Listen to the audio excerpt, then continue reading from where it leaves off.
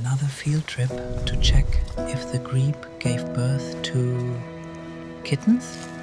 I mean, chicks. There is no one on the nest, which is actually a good sign. Maybe the babies are somewhere nearby, or maybe they are right there. I only see 2 grebes. But where are the chicks? Where did they hide the babies? On her back, maybe? Oh my god, they are on her back. Mind-blowing.